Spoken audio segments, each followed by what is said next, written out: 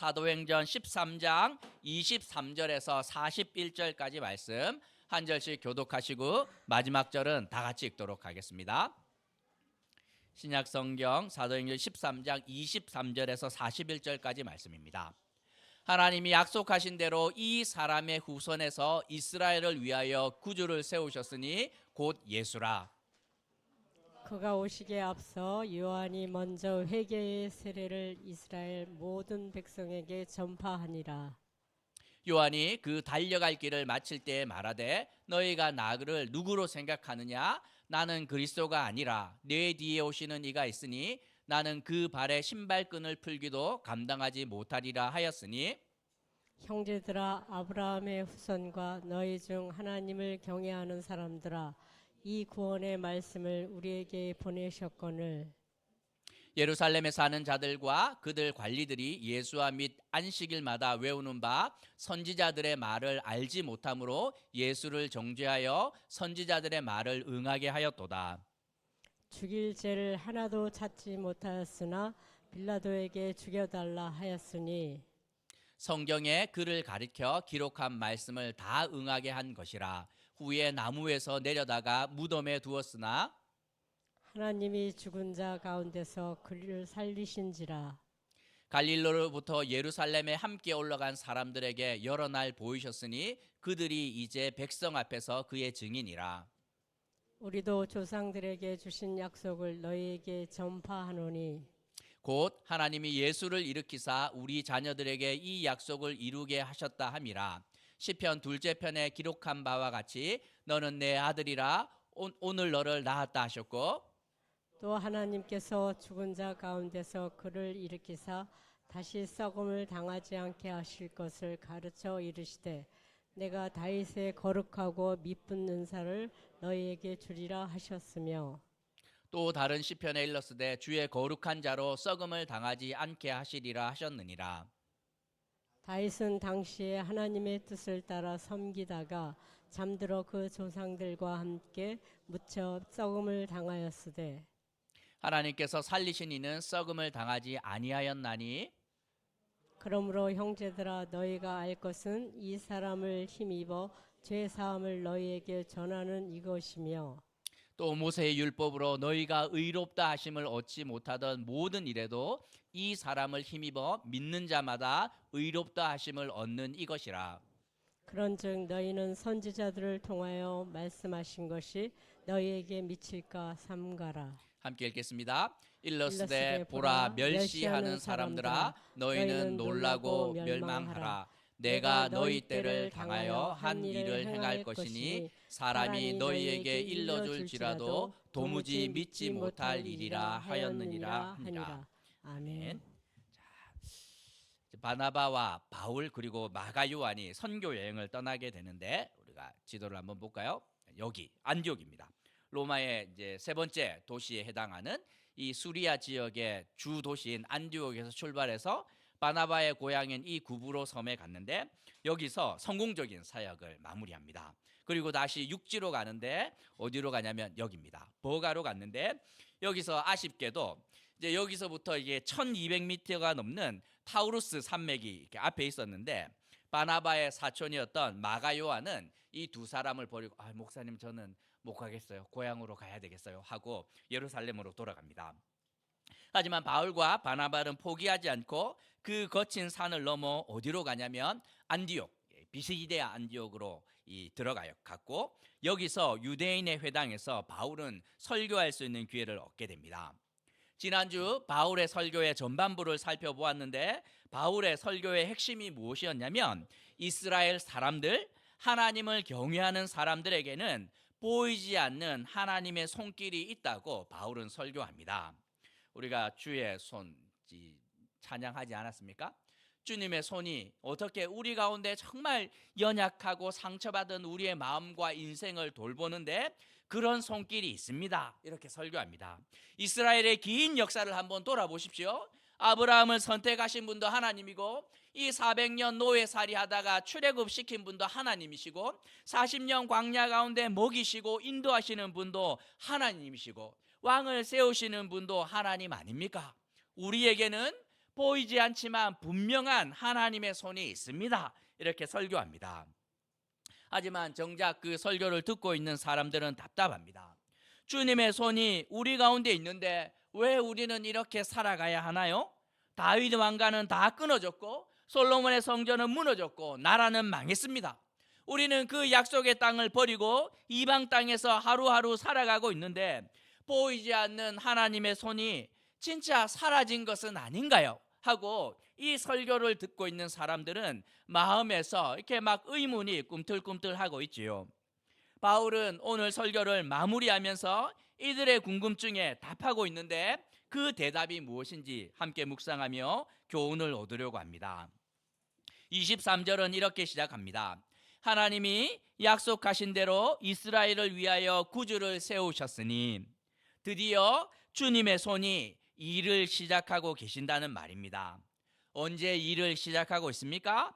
이스라엘 역사상 가장 나쁘고 가장 절망적인 순간에 하나님은 그 약속을 성취하고 있다 말씀하고 있습니다. 이제 이스라엘 땅에는 모세와 같은 선지자 없습니다. 아론과 같은 대제사장도 없고 다윗과 같은 왕도 없으며 솔로몬이 지은 성전은 이미 600년 전에 무너졌습니다.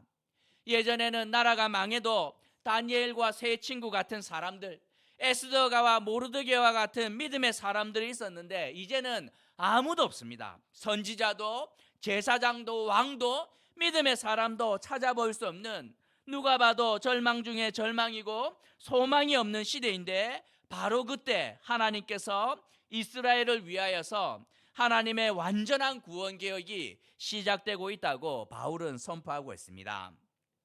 그러면 하나님께서 약속하신 구원이 어떻게 이루어집니까?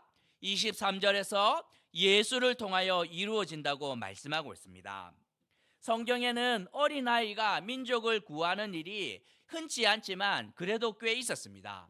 물에 버려진 노예의 아기였던 모세를 통하여서 하나님의 놀라운 구원이 이루어졌고, 부림 과정에서 노산 가운데 태어난 삼손이 블레셋으로부터 민족을 구원하는 놀라운 구원의 역사가 어린아이를 통하여서 이 점진적으로 이루어졌던 것 역사가 증명하고 있습니다. 하지만 모세가 죽고 삼손이 죽자 이스라엘의 구원은 사라지고 맙니다. 세상의 모든 것은 썩어 없어집니다. 영원한 것이 없다는 말이지요. 우리나라도 역사를 배우면 화려한 역사들이 있지 않습니까? 이 고구려 이제 광개토 대왕이 그 광활한 땅을 이렇게 이 조선으로 넘어오면, 그죠? 세종 대왕 때 전성기 잠깐 구가하는 것 같으나 그 사람이 사라지고 나면 모든 것들이 썩어 없어지고 맙니다.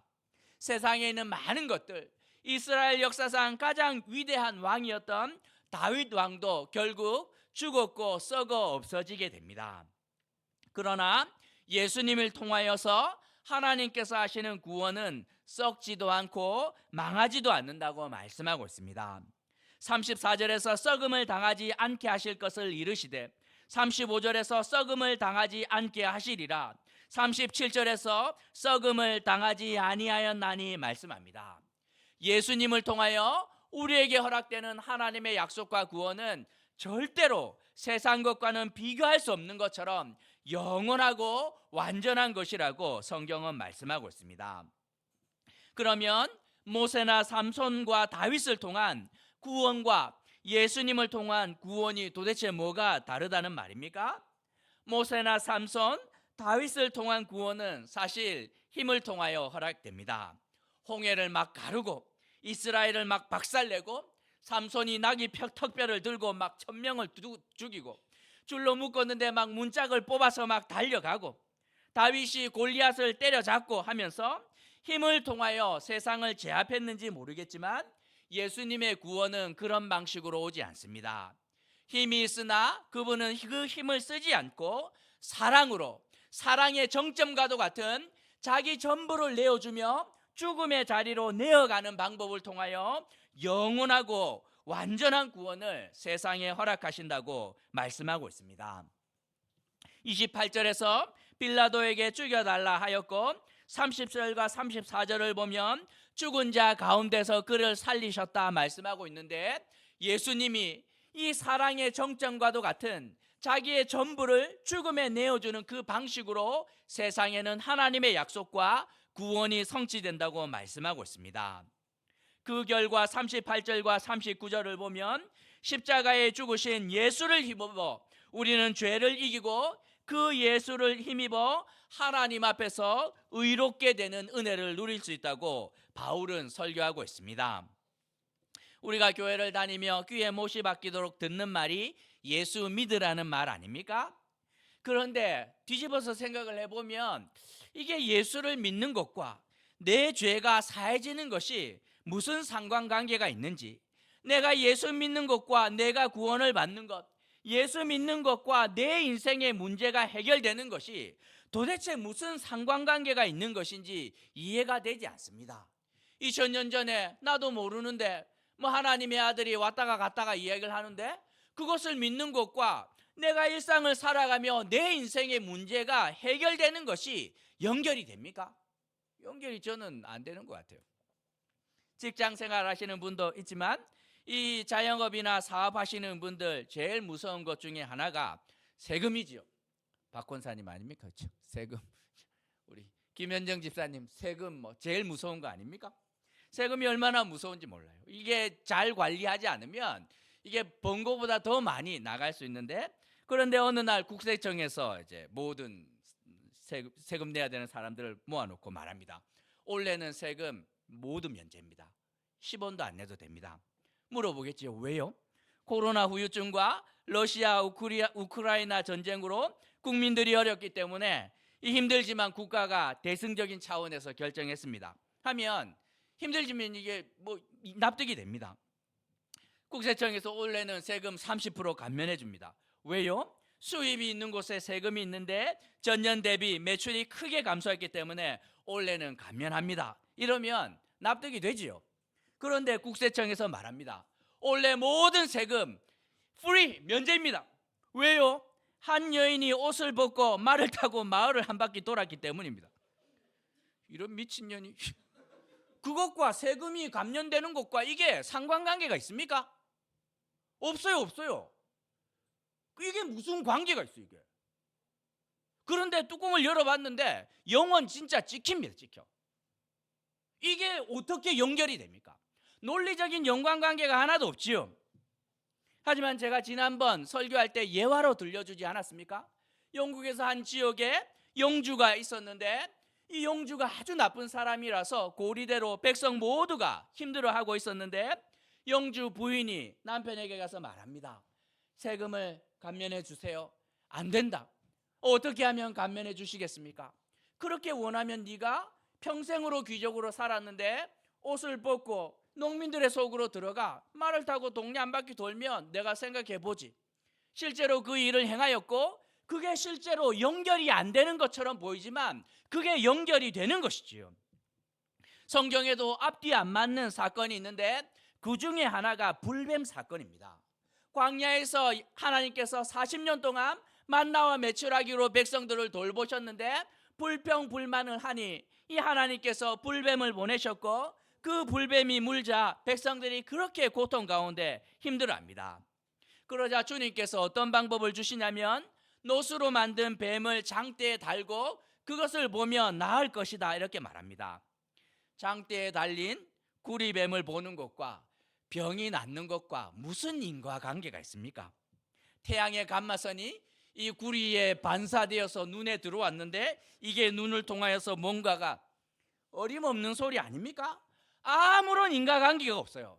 그런데도 불구하고 그 노뱀을 본 자들만이 나음을 입었다고 성경은 기록하고 있습니다. 여인의 옷을 벗는 것과 세금이 면제되는 것이 논리적으로 연결되면 몇 가지 조건이 필요합니다. 일단 영주가 세금을 감면할 수 있는 능력이 있어야 되고 그리고 그 영주가 아내와 약속을 맺으면 됩니다.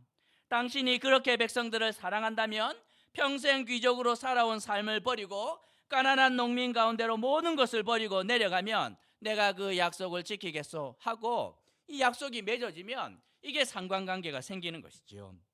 마찬가지입니다.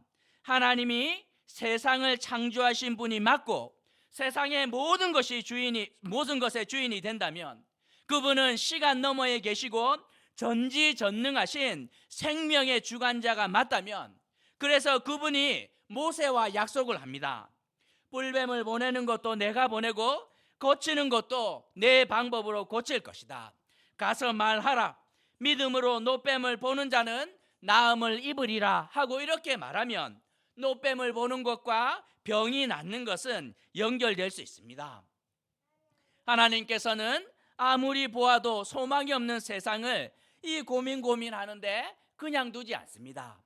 하나님께서 세상을 며칠 만에 창조하셨습니까? 7일 만에 만드셨지요. 이 마음에 안 드는 거 7일 만에 그냥 엎으시고 천사들이 와서 주님 이번 작품은 실패입니다.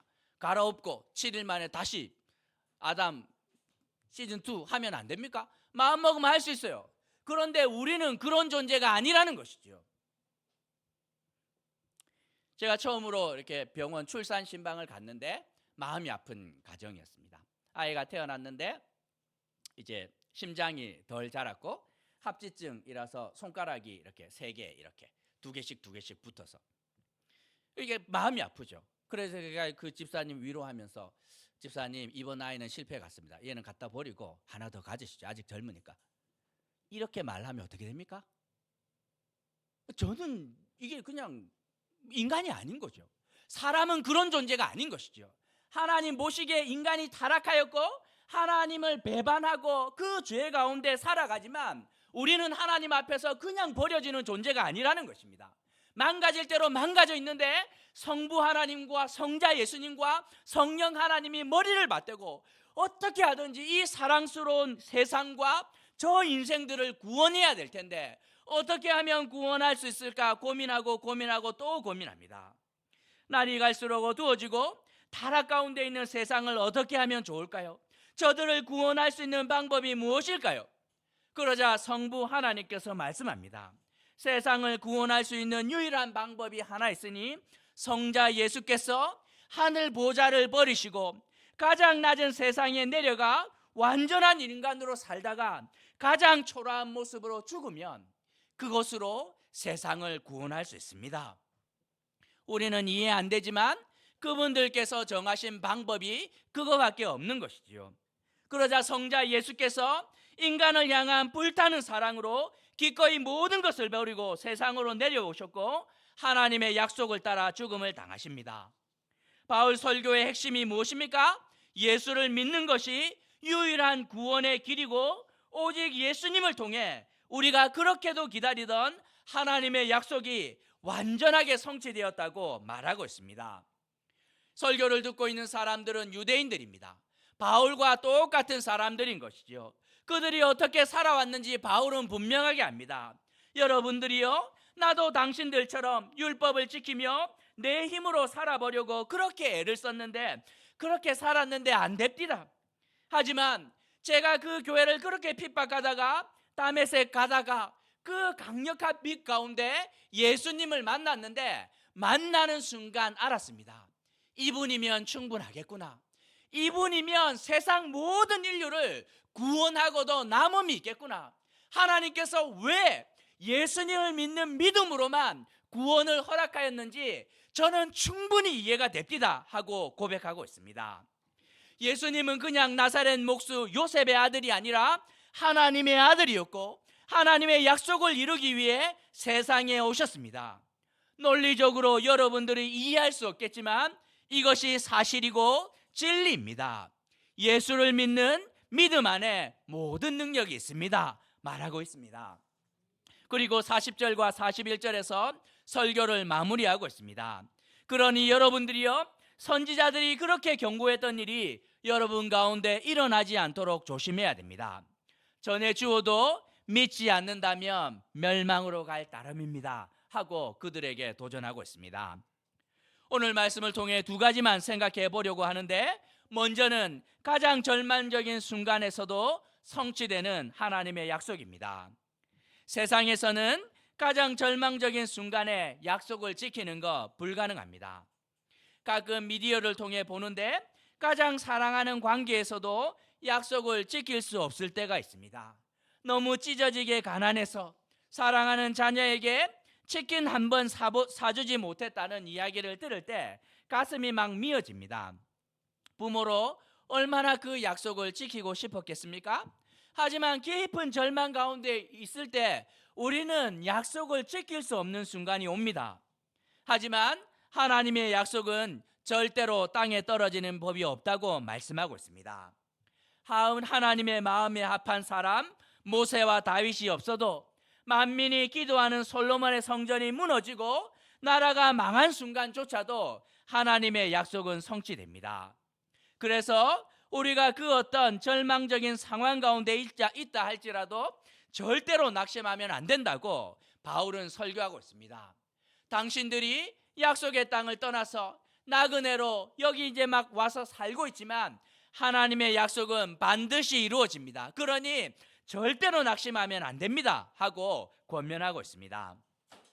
우리가 두 번째로 생각해야 되는 것은 하나님의 약속은 오직 예수를 믿는 믿음으로 성취된다는 것입니다.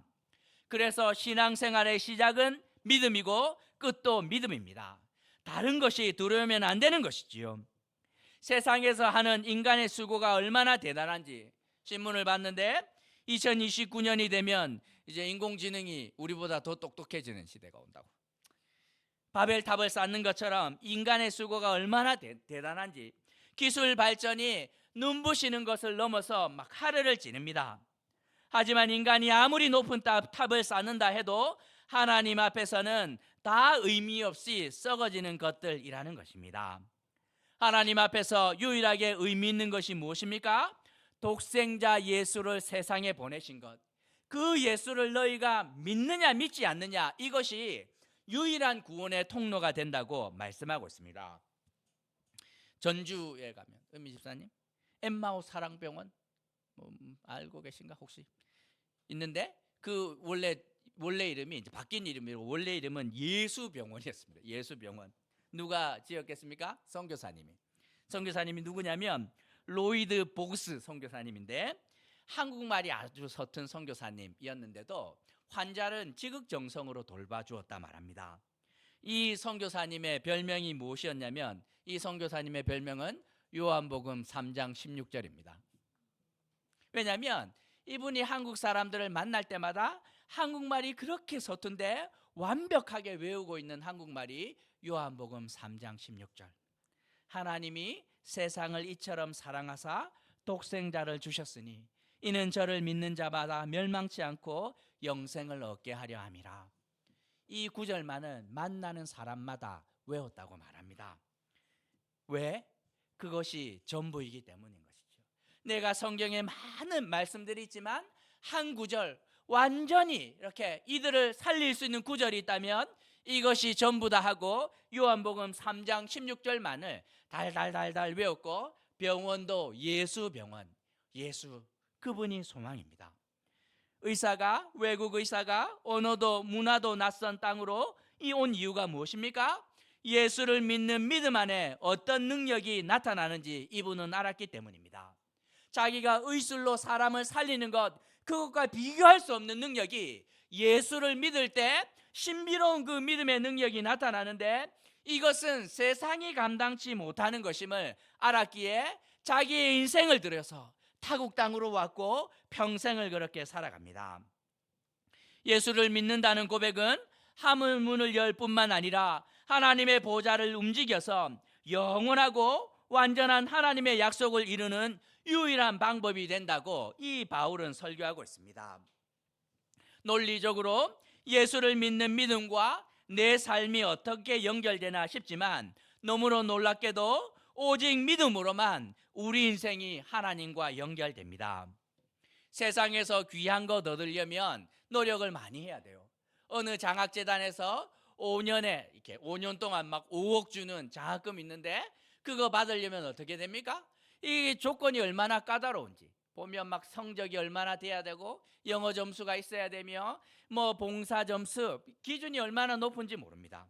그런데 자녀 하나 키우는데 지금 얼마나 들겠습니까? 5억 이게 그냥 쏟아붓는 거죠. 그런데도 우리 자녀들이 무슨 성적도 안 되고 조건을 하나도 안 갖추었는데 하나도 아니고 둘도 아니고 셋씩 우리가 쏟아붓는 이유가 뭡니까? 고백 하나 때문이죠. 모든 우리가 시름이 사라지는 이유가 무엇입니까? 그렇게 지질이 말 안 듣던 자녀들이 어느 날 와서 고백합니다. 그래서 엄마가 전부야. 나는 엄마 없으면 안 돼. 이 말 한마디에 이 관계가 맺어지기 시작을 하며 마음문이 열릴 뿐만 아니라 지갑뿐만 아니라 모든 것이 자녀를 향하여 열리는 거 아닙니까? 마치 연애할 때 오직 진실된 사랑을 고백하는 순간 그 비싼 반지 때문이 아니라 그 고백 하나 때문에 서로의 마음을 열어주며 두 사람이 하나 되는 것처럼 우리가 예수를 믿는다는 고백을 할 때 하나님과 하나 될 뿐만 아니라 그분의 자녀가 되고 하늘 문이 열리고 하나님이 가진 모든 그 풍성한 자원이 우리 가운데 허락되는 것이라고. 바울은 평생 자신의 노력으로 살았는데 다메섹 도상에서 예수를 만나는 순간 그 믿음의 신비와 비밀이 해결되었다고 고백하고 있는 것입니다. 예수를 믿는 믿음 안에 신비로운 능력이 있습니다. 바울이 경험한 것처럼 예수님을 깊이 만나 그 믿음의 신비를 알고 그 믿음의 능력을 힘입어 세상을 넉넉히 살아가는 우리 어울린 가족이 되시길 주님의 이름으로 도전하는 것입니다. 말씀 생각하시면서 함께 좀 기도할까요? 고향을 떠나서 절망 가운데 살아가던 그 이스라엘 사람들을 향하여 바울은 말하고 있습니다. 여러분들이요, 절망적인 이 순간 하나님의 약속이 시작되었습니다. 어떤 절망 가운데 있는지 모르겠지만 그 순간에 하나님의 약속은 이루어집니다. 우리가 가장 약한 그 순간 하나님의 강함이 드러난다 말하고 있습니다. 그러니 낙심하면 안 됩니다. 그리고 그 은혜는 오직 예수를 믿는 믿음만을 통해서 나타납니다. 예수를 믿는 것과 내 삶의 변화가 생기는 것, 논리적으로 연결이 안 되는 것처럼 보이지만 그게 하나님의 법칙입니다. 정말 하나님의 사랑을 알고 예수를 믿는다 고백할 때 하늘 문이 열리고 하늘 보좌가 움직이는 역사가 나타난다고 말하고 있습니다. 바울이 만났던 그 예수를 우리도 깊이 만나고 경험함으로 믿음의 능력을 풍성하게 누리는 인생이 좀 되게 해달라고 말씀 생각하시면서 함께 기도합시다. 기도하시겠습니다. 자비로우신 하나님 아버지, 은혜를 더하여 주시길 간절히 기도합니다. 하나님 아버지여, 날이 갈수록 절망에 하나님 아버지여 그림자가 짙어지는 세상을 살아갑니다. 하나님 아버지, 어둠이 짙어지고 죄가 만연한 세상을 살아가나 하나님 아버지, 우리가 가장 약한 그 순간 하나님의 약속이 성취되고 하나님의 능력이 우리 인생 가운데 나타나는 줄 믿고 살아가기를 소원합니다. 낙심하지 않고 믿음의 눈으로 주님을 바라보게 하여 주시고 오직 예수를 통해 나타나는 그 놀라운 능력이 하나님 아버지 우리 가운데 나타날 수 있기를 간절히 고백합니다. 하나님 아버지, 믿음 안에 신비로움이 있는데 그 믿음을 고백할 때 우리가 하나님의 자녀가 되고 하늘문이 열리고 하나님의 그 모든 선한 것들이 우리에게 허락되는 놀라운 능력이 나타나는 줄 믿고 살아가기를 원합니다. 바울이 경험한 것처럼 다메섹 도상에서 예수를 깊이 만나고 알았던 것처럼 하나님 아버지, 우리가 주님을 깊이 있게 만나게 되는 은혜가 허락되기를, 하나님 만날 뿐만 아니라 하나님 아버지 그분을 누리는 은혜가 우리 가운데 나타날 수 있도록 하나님 아버지 함께하여 주옵소서. 하나님 아버지, 믿음의 안목을 열어주시고 하나님 아버지 그 믿음을 하나님 맛보아할 수 있는 은혜 자리로 우리를 인도하여 주시기를, 하나님 아버지요, 하나님 아버지요, 믿음으로 세상의 그 모든 그 풍성함들을 누리는 인생 될 수 있도록 하나님 아버지요 도와주시고 진히 함께하여 주옵소서. 하나님 함께하여 주십시오.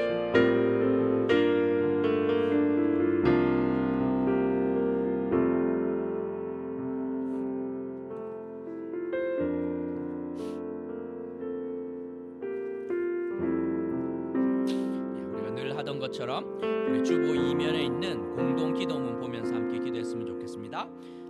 1번, 2번, 3번 제목으로 함께 기도했으면 좋겠습니다. 1번은 한국 교회를 위한 제목이고 2번은 한국 사회를 위한 제목이고 3번은 세계를 위한 기도 제목입니다. 한국 교회도 한국 사회도 또 세계도 어느 것 하나 멀쩡하지 않은데 하나님께서 좀 은혜를 주시길. 예전에는 목사님들의 설교가 지금처럼 세련되진 않았으나 하지만 그분들 설교 안에 꼭 들어있는 메시지가 있었습니다.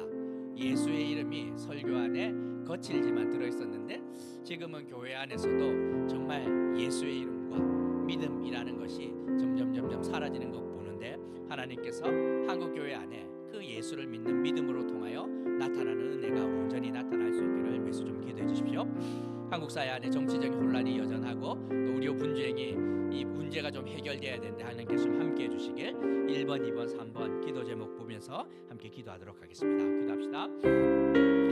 자비로우신 하나님 아버지, 주님 몸된 교회를 하나님 기억하여 주시기를 간절히 기도합니다. 한국 교회를 위해서 기도합니다. 절망의 시대를 살아가나 하나님 인간의 지혜를 의지하지 않게 하시고 하나님만을 의지하고 정말 하나님 아버지 예수의 이름을 부르며 하나님 아버지 믿음으로 이 땅을 넉넉히 살아낼 수 있도록 주님께서 함께하여 주옵소서. 하나님의 말씀을 따라 이웃과 세상을 위해 골방에서 기도하며 자기 십자가를 지고 세상에서 빛과 소금으로 썩어져 열매 맺는 미랄로 온전히 살아갈 수 있도록 주님 축복하여 주옵소서.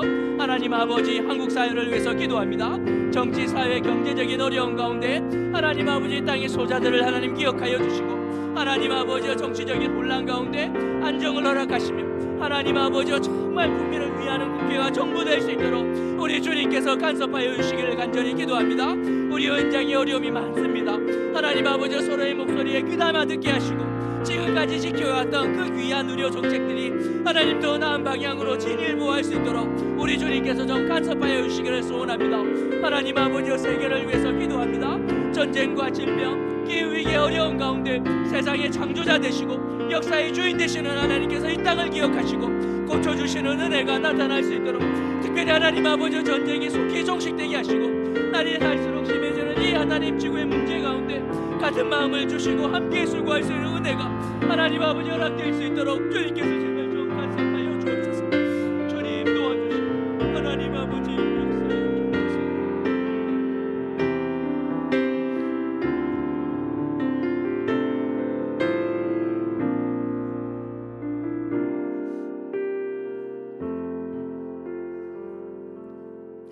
이번에 위해서 기도하실 때 4번, 5번, 6번 제목입니다. 4번은 어울림 교회를 위한 제목이고 5번은 교회를 섬기는 자들을 위한 제목이고 6번은 교회 협력하고 있는 사역자들과 기관을 위한 기도 제목입니다.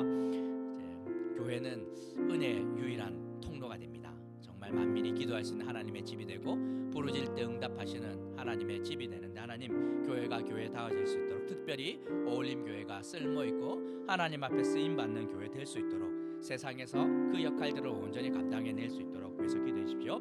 이를 위해 섬김이 필요합니다. 우리 사역자들과 중직자들, 직분자들과 성도 모두를 기억하시고 후회 없는 부르심을 따라 모두가 함께 이 교회를 섬길 수 있도록 그리고 우리 함께 협력하고 있는 기관 사역자들, 선교사님들 계신데 그들에게 하나님께서 필요한 은혜들을 좀 허락해 주시도록 4번, 5번, 6번 제목으로 함께 기도하시겠습니다. 기도합시다.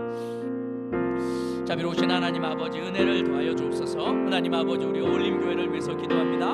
하나님 우리 교회가 하나님 앞에서 복된 교회가 되기를 하나님 아버지 간절히 기도합니다. 하나님 아버지 사람들만이 기뻐하는 것을 넘어서 하나님이 기뻐하는 하나님 앞에서 복된 교회 되게 하여 주옵소서. 하나님 2024년 하나님께서 하나님을 알아가게 하시고 하나님의 말씀을 배우게 하시고 그 말씀에 순종하는 교회 되게 하셔서 순종을 통하여 나타나는 놀라운 능력이 우리 안에 풍성하게 나타날 수 있도록 주님 함께하여 주옵소서. 하나님 아버지 말씀을 따라 하나님을 전심으로 사랑하고 이웃을 온전히 섬기는 교회 되게 하시고 하나님 아버지 정말 하나님 아버지 빛과 소금으로 구원의 방주로 하나님 아버지 온전히 갈들을 감당할 수 있도록 하나님 아버지 섬기는 자들을 기억하여 주셔서 하나님 아버지 모든 자들이 각자의 부르심을 따라 온전히 섬길 수 있도록 하나님 함께하여 주옵소서. 하나님 교회에 협력하고 있는 우리 목사님들과 사역자들 기관들 기억하여 주십시오. 어려운 때에 하나님 아버지 적절한 은혜를 허락하여 주시고 하나님의 기뻐하시는 뜻을 분별하며 하나님 섬길 수 있도록 주님 축복하여 주셔서 하나님 아버지 주님께서 하나님 아버지 늘 기뻐할 수 있도록 주님 축복하여 주옵소서. 주여 도와주시고 아버지 영신이 그렇게 역사하여 주옵소서. 하나님 함께하여 주옵소서. 아버지 주님 그렇게 역사하여 주십시오.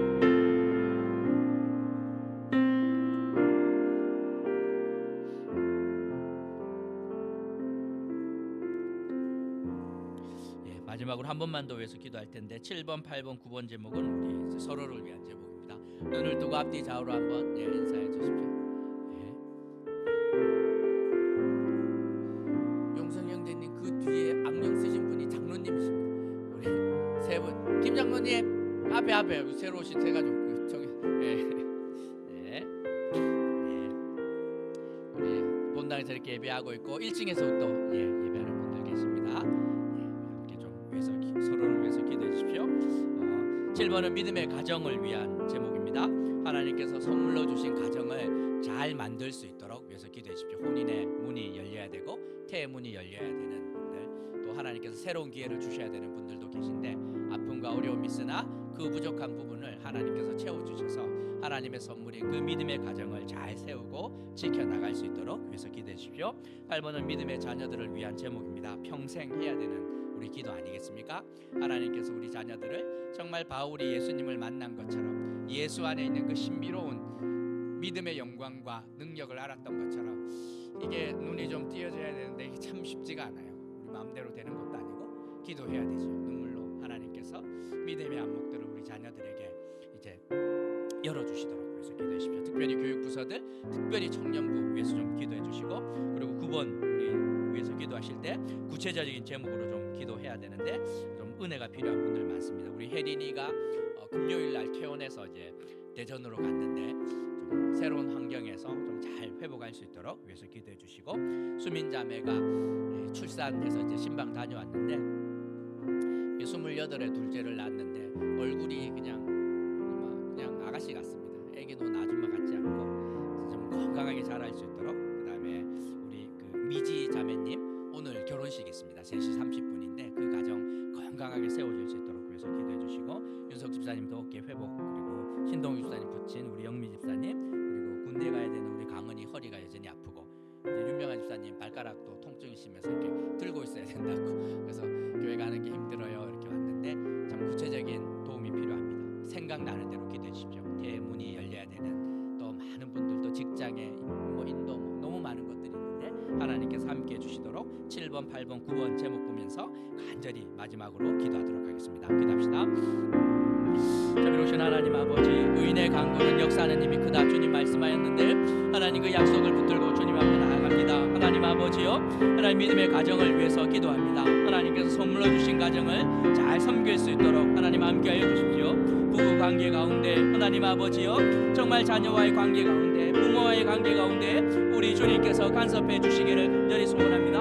하나님 아버지, 무엇보다도 예수를 섬기는 가정 되게 하시고 하나님 말씀과 하나님 주님의 교훈과 훈계가 가득한 그런 가정 될 수 있도록 주님 함께하여 주옵소서. 특별히 아픔과 어려움 있는 가정들 기억하여 주시고 모든 것이 합력하여 서로를 이룰 수 있도록 하나님 아버지 주님께서 간섭해 주시기를 간절히 기도합니다. 하나님 아버지, 믿음의 자녀들을 위해서 기도합니다. 하나님 아버지요, 정말 하나님 우리 자녀들 하나님을 만날 수 있는, 예수를 만날 수 있는 은혜 허락하여 주옵소서. 하나님 아버지, 바울이 예수를 만났던 것처럼 그 안에 있는 믿음의 신비를 경험하였던 것처럼 하나님 아버지 그리스도를 아는 지식을 허락하여 주시고 하나님 아버지 믿음의 고백의 능력이 될 수 있도록 주님 축복하여 주옵소서. 모든 교육부서들 기억하여 주시고 청년부 기억하여 주시고 하나님 아버지 구체적인 어려움 가운데 있는 우리 가족들 기억하여 주십시오.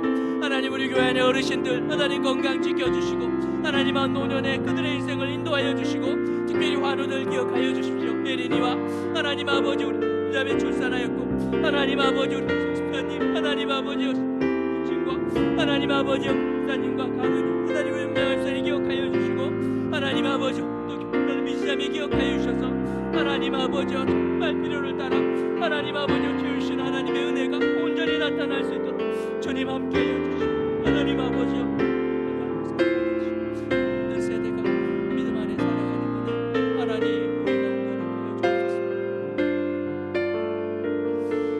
주옵소서.